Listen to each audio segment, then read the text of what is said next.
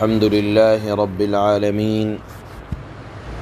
أشهد أن لا إله إلا الله وحده لا شريك له، وأشهد أن سيدنا ومولانا محمدا عبده ورسوله.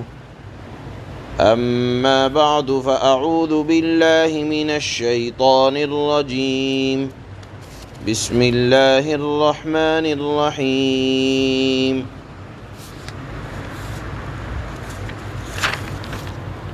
وما كان لبشر أن يكلمه الله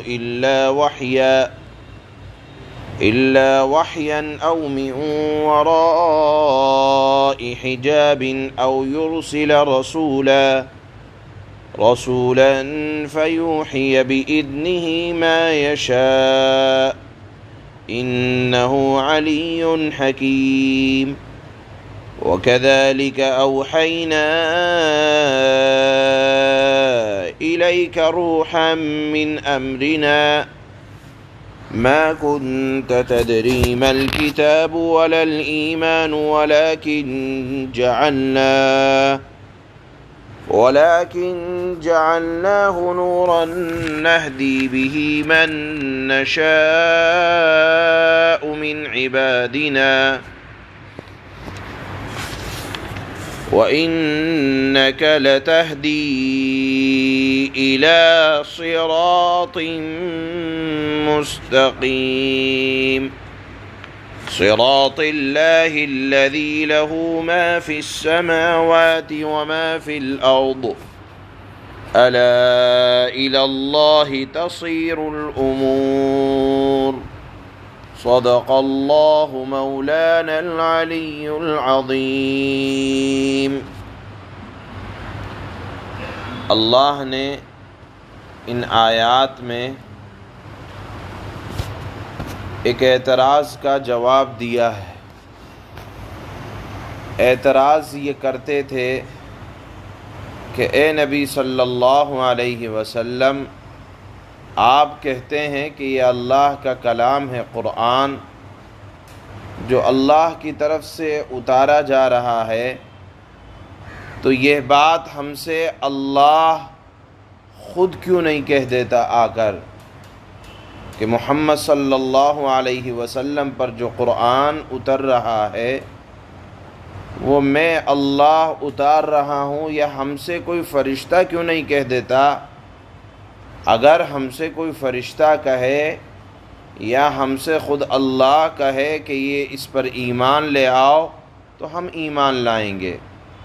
اس کا جواب اللہ نے دیا کہ اس دنیا میں رہ کر کسی کے اندر یہ طاقت نہیں ہے کہ وہ اللہ کو اس دنیا میں اپنی ان آنکھوں سے دیکھے، اللہ کے جلال کو، اللہ کے جمال کو کوئی آدمی اپنی ان آنکھوں سے اس دنیا کے اندر برداشت نہیں کر سکتا، وہ طاقت نہیں ہے آنکھوں کے اندر۔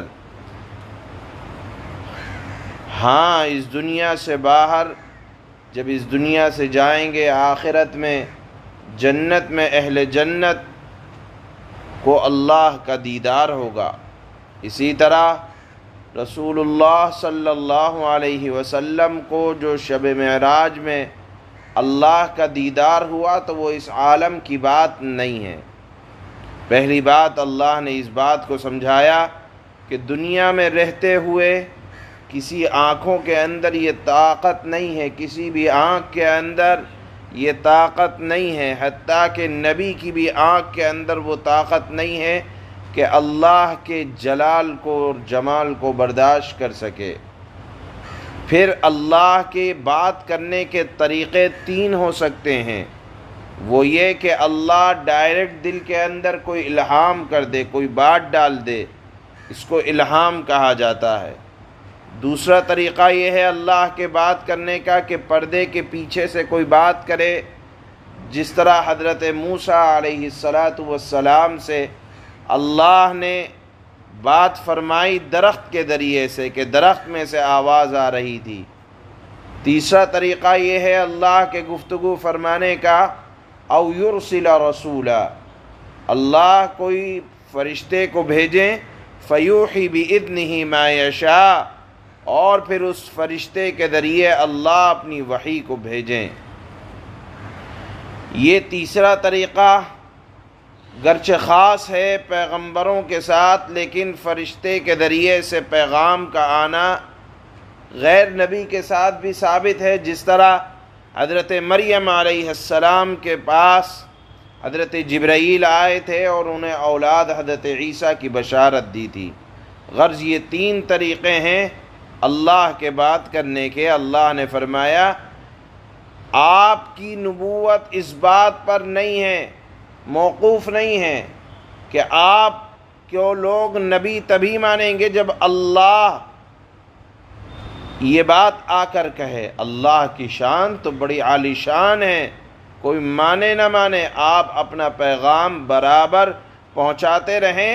وَكَذَلِكَ أَوْحَيْنَا إِلَيْكَ رُوحًا مِّنْ أَمْرِنَا، ہم نے آپ کے پاس اسی طرح وحی بھیجی ہے جس طرح ہم دوسرے نبیوں کے پاس وحی بھیجا کرتے تھے۔ یہ کوئی نیا طریقہ نہیں ہے۔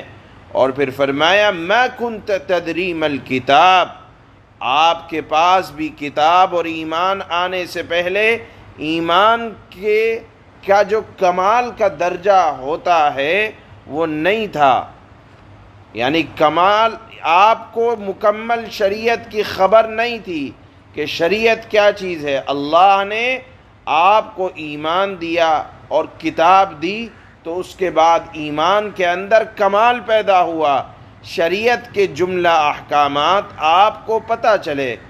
ظاہر سی بات ہے نبی صلی اللہ علیہ وسلم کے اوپر قرآن کے نازل ہونے سے پہلے اگرچہ اللہ کی ذات پر ایمان تھا، لیکن کمال ایمان نبی کو نبوت ملنے کے بعد، یعنی ایمان کے اندر کمال، اللہ کا قرب، یہ نبوت ملنے کے بعد عطا ہوتا ہے۔ اسی طرح شریعت کی ہر بڑی چھوٹی بات نبی کو بھی کتاب کے ملنے کے بعد معلوم ہوتی ہے۔ اسی بات کو اللہ نے آج کی دوسری آیت کے بعد میں بیان فرمایا، اور پھر فرمایا کہ اس قرآن کے ذریعے سے آپ کے ایمان کو بھی کمال ملا ہے اور آپ نے بھی روشنی حاصل کی ہے، اور جو بھی چاہتا ہے کہ اپنی زندگی کو نورانی بنائے، روشنی والا بنائے، تو وہ اس قرآن کے ذریعے سے روشنی حاصل کر سکتا ہے۔ یہ یعنی قرآن اور شریعت اس خدا کا بتایا ہوا راستہ ہے کہ جس کو آسمانوں کا بھی علم ہے اور زمین کا بھی علم ہے، اور سب کو اللہ کی طرف لوٹنا ہے۔ اخیر کی سورۃ الشورى کی ان آیات میں اللہ نے اس مضمون کو بیان فرمایا ہے۔ چنانچہ اللہ فرماتے ہیں وَمَا كَانَ لِبَشَرٍ أَن يُكَلِّمَهُ اللَّهُ إِلَّا وَحْيًا أَوْ مِن وَرَاءِ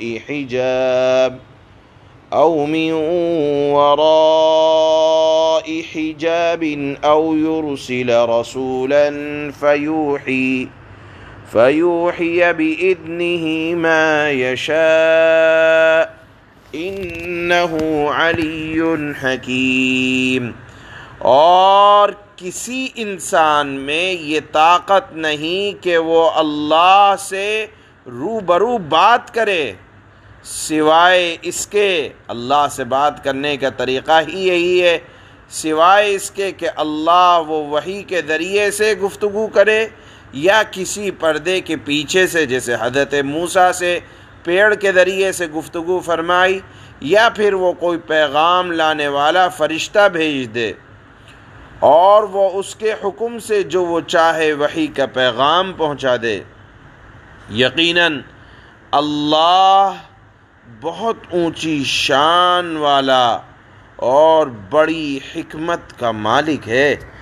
وَكَذَلِكَ أَوْحَيْنَا إِلَيْكَ رُوحًا مِّنْ أَمْرِنَا مَا كُنْتَ تَدْرِي مَا الْكِتَابُ وَلَا الْإِيمَانُ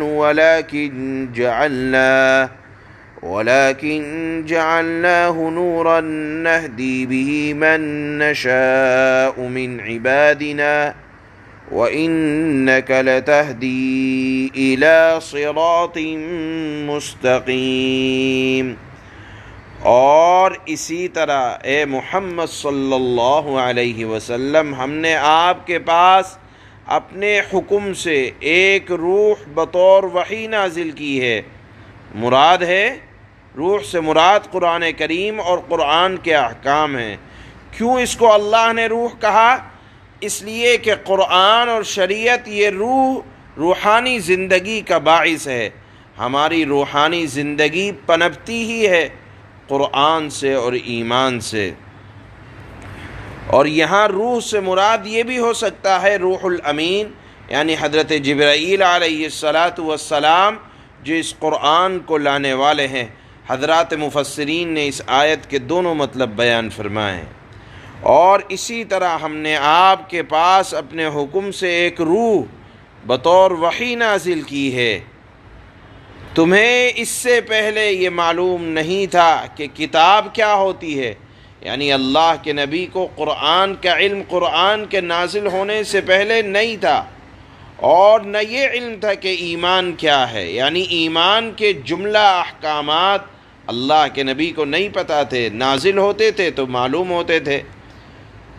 لیکن ہم نے اس قرآن کو ایک نور بنایا ہے جس کے ذریعے ہم اپنے بندوں میں سے جس کو چاہتے ہیں ہدایت دے دیتے ہیں، اور جو نابینا اور اندھا ہو جاتا ہے اس کو ہدایت نہیں ملتی۔ اور اس میں کوئی شک نہیں کہ تم لوگوں کو وہ سیدھا راستہ دکھا رہے ہو، یعنی نبی صلی اللہ علیہ وسلم جو راستہ دکھلا رہے ہیں وہ بالکل سیدھا ہے، جو اللہ سے تعلق کو مضبوط کرتا ہے۔ صراط اللہ الذی لہ ما فی السماوات وما فی الارض الا الی اللہ تصیر الامور۔ وہ سیدھا راستہ اللہ کا راستہ ہے، وہ اللہ جس کی ملکیت میں وہ تمام کچھ ہے جو آسمانوں میں ہے، وہ اللہ ہے جو کچھ جانتا ہے، جس کا مالک ہے جو کچھ زمین میں ہے۔ یاد رکھو سارے معاملات آخر کار اللہ ہی کی طرف لوٹائے جائیں گے یا لوٹیں گے۔ سبحان اللہ۔